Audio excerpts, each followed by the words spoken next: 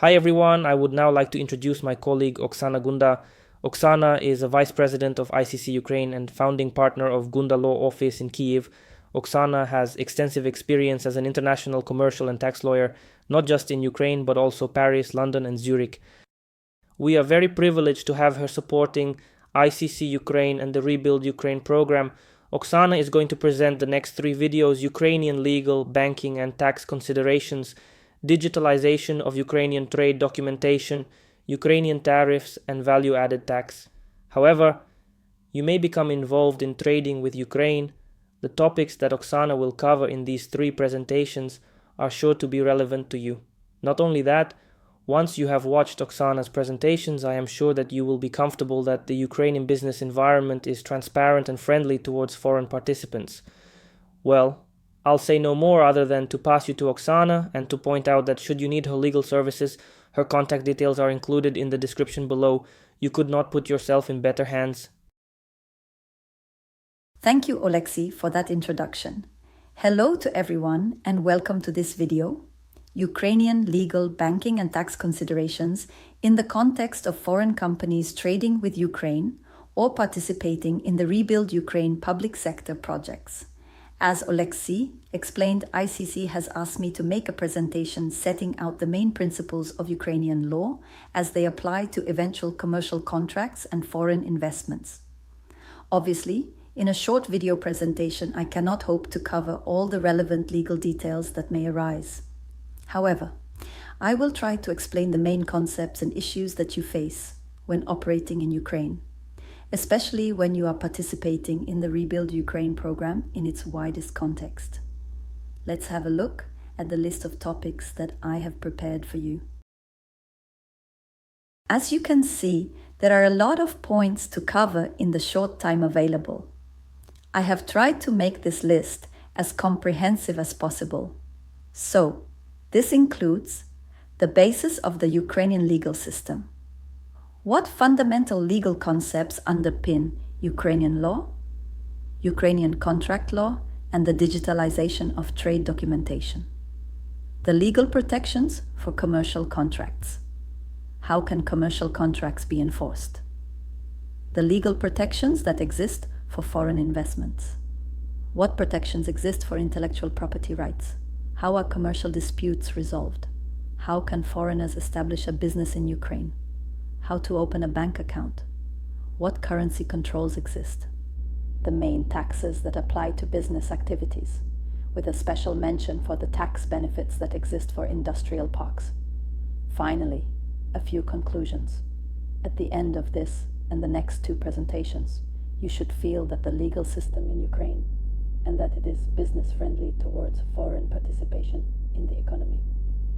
However, like any business environment, I would urge you to take professional advice to avoid unpleasant surprises. If you need such advice, I provide my contact details at the end of the presentation and in the description below. Okay, let's begin.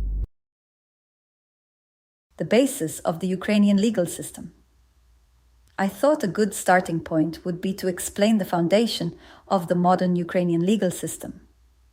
Until 1991, Ukraine's legal system was part of the Soviet law system, the socialist model.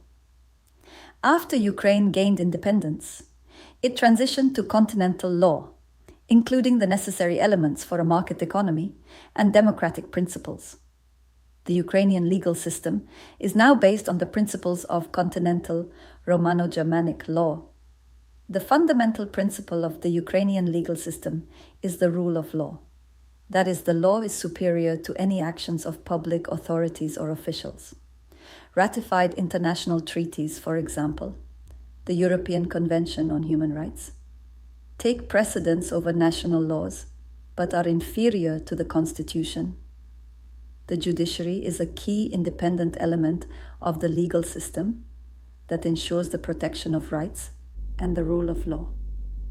The legal system is still developing, especially in relation to European integration, the harmonization of legislation with EU norms, digitalization.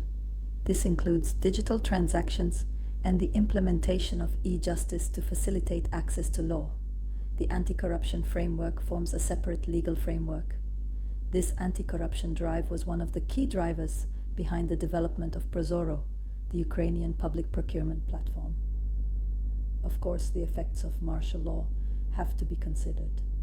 Temporary laws and decrees, for example, on mobilization and nationalization, take precedence in the security sector. These are key pillars of modern commercial Ukrainian law. I'll now discuss some of the key considerations affecting the Ukrainian law of contract. The Civil Code of Ukraine of 2004 regulates the contract law of Ukraine. This includes terms related to the conclusion, execution, amendment, and termination of contracts. It is based on the principles of freedom of contract, good faith, and proper performance of obligations. Contracts and other documents may be bilingual. However, it is worth noting that Ukrainian is the official language in Ukraine. Therefore, all official documents are drawn up in Ukrainian. If you need assistance, our company has more than 20 years of experience in legal support of business, drafting contracts and international agreements. For the convenience and full understanding of foreign companies' activities in Ukraine, we translate all documents and certify the translations. If the law requires an apostille, we obtain an apostille for documents for our clients from the Ministry of Justice of Ukraine. It is important to note that contracts in Ukraine are drafted in accordance with Ukrainian law. Therefore, it is important to have a professional Ukrainian legal advisor before signing agreements or other legal documents. Once you have a contract, you should know how they can be enforced. On the next slide, I list the main protections you have under Ukrainian contract law. Although I cover the digitalization of Ukrainian trade documentation in more detail in the next video, I thought it is worth mentioning here that digital signatures and electronic invoices are key features in Ukrainian document management. Indeed, in many cases, it is mandatory. Moreover, the process of digitalization has not stopped with digital signatures and electronic invoices. These are part of the broader digitalization of the economy and document management that is being actively promoted in Ukraine, especially during martial law. For more details, see my next video, Digitalization of Ukrainian Trade Documentation.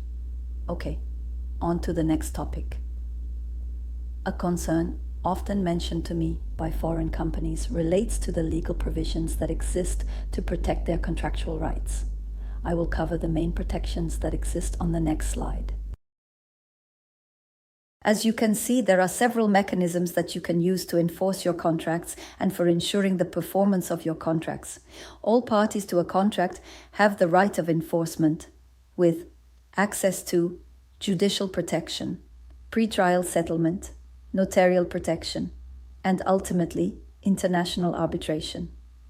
The mechanisms for ensuring contract performance are monetary, in the form of fines or payment of compensation, the provision of securities, guarantees, either from banks or other legal entities.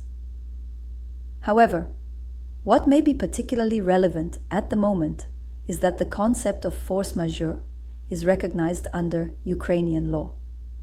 Therefore, if it is not possible to satisfy contractual obligations because of an act of war, it will not be possible to enforce a penalty or insist on immediate performance. It should also be said that Ukraine is particularly keen to favor inward investment. Therefore, it has legislated for a number of protections for foreign investors. We'll have a quick look at these on the next slide. Legal protection of foreign investment in Ukraine combines national guarantees with international mechanisms. Special guarantees aimed at creating a favorable investment climate are approved by law. As of 2025, in the context of martial law and post-war reconstruction, the following mechanisms are of particular importance. State guarantees. Guarantees against nationalization, compensation for losses, judicial protection, the stabilization guarantee, insurance, international protection. Next, one issue frequently raised with us by our foreign clients, is that of intellectual property rights in Ukraine. I will set out the situation regarding these on the next slide. The protection of intellectual property rights in Ukraine is governed by the latest national legislation and international treaties.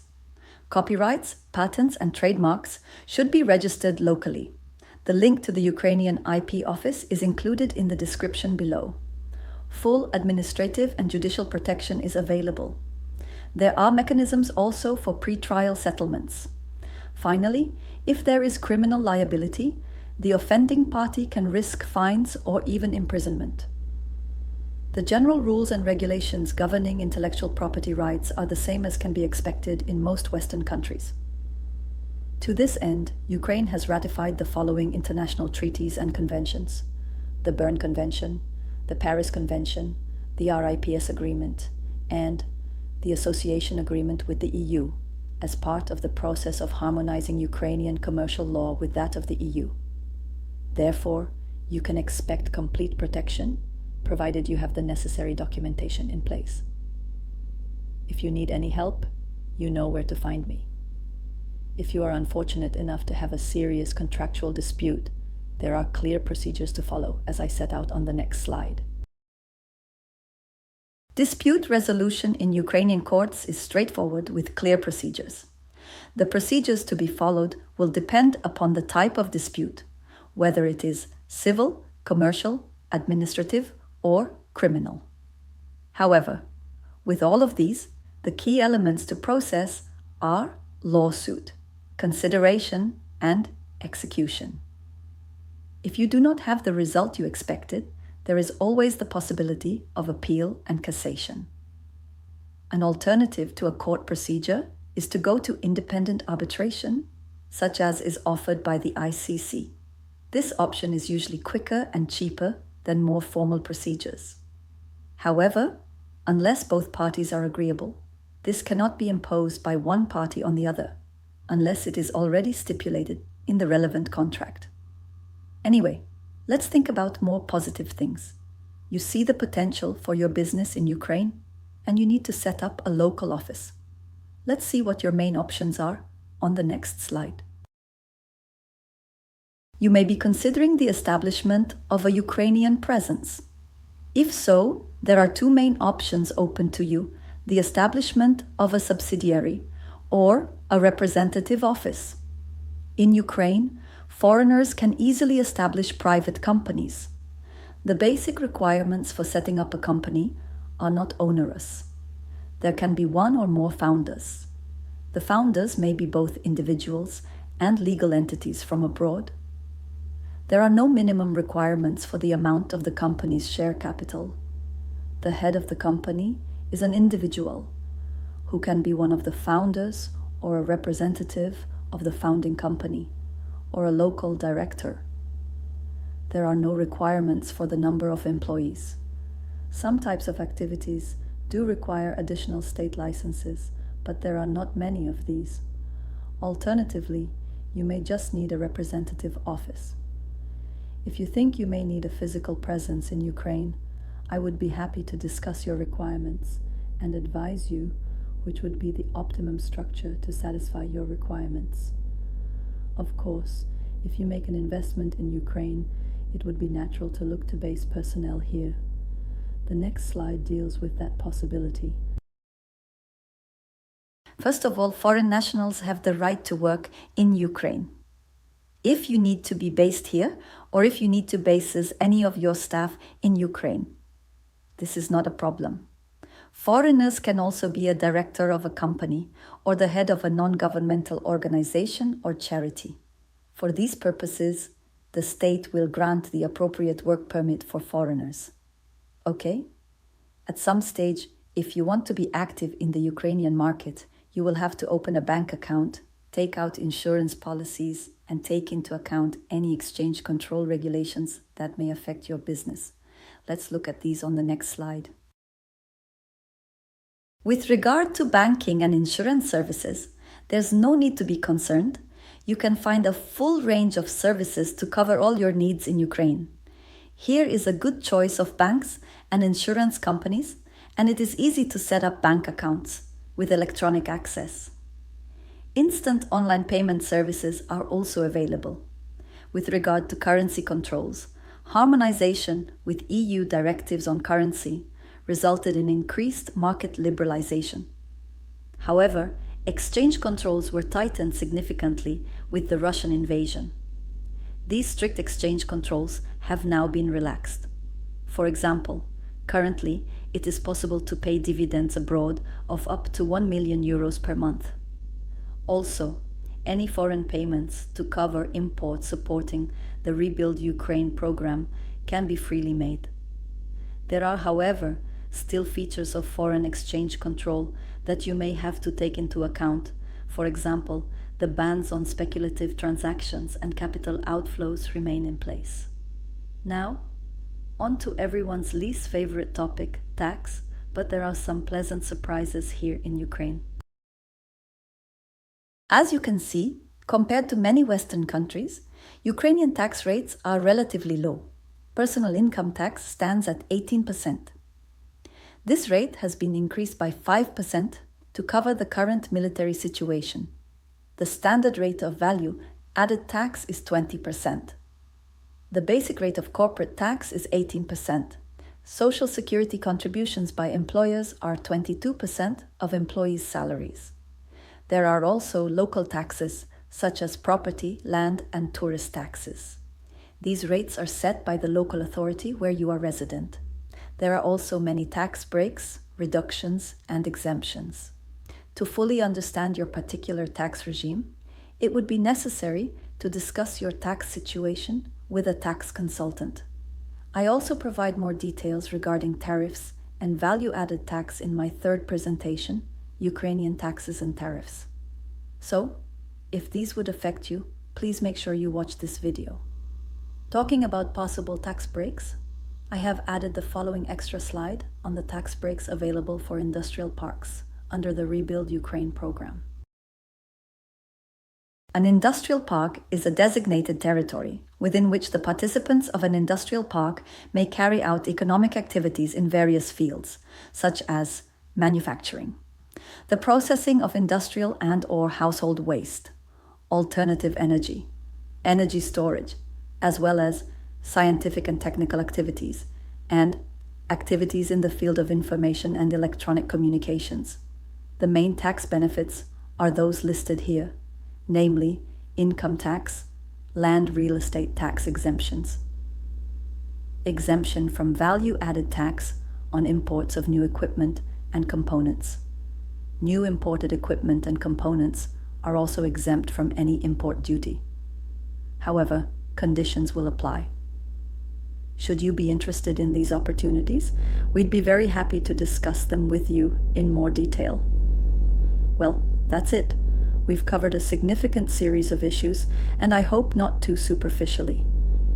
This just leaves me with the task of summarizing the points we have covered and drawing a few personal conclusions.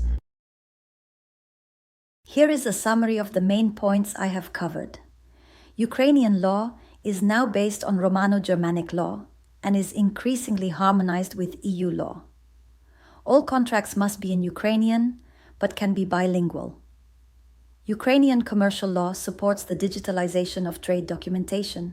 There is full contractual and investment protection. Foreigners can establish local companies and can work in Ukraine. Comprehensive local banking and insurance services are available. Exchange controls should not be a problem for commercial purposes. Taxation rates are not high relative to other countries. Well, that's the summary. I'll now draw a few personal conclusions. The main conclusions I would take is simple. Ukraine has created favorable conditions for foreign companies to conduct business in Ukraine, especially to those who participate in the Rebuild Ukraine program. There are little to no barriers to foreign investment. The tax regime is favorable when compared to many other countries. Most importantly, the emphasis in the commercial legal environment is on legality and the transparency of doing business. Well, it's almost time to move on to my next presentation, the digitalization of Ukrainian trade documentation. But just in case you have to leave, I would like to say a few more words. Thank you for watching the video, Ukraine, legal, banking, and tax considerations. I hope you found this information useful, and if you did, it would greatly help us if you could click on the like button and subscribe to our channel to stay updated. Also, please share this video and playlist with your colleagues and business contacts. We would really appreciate that. Above all else, remember, ICC Ukraine and our partners are here to help. If you have additional questions, you can call or write to me. My contact details are on this slide and are available in the description below. My name is Oksana Gunda. I look forward to hearing from you.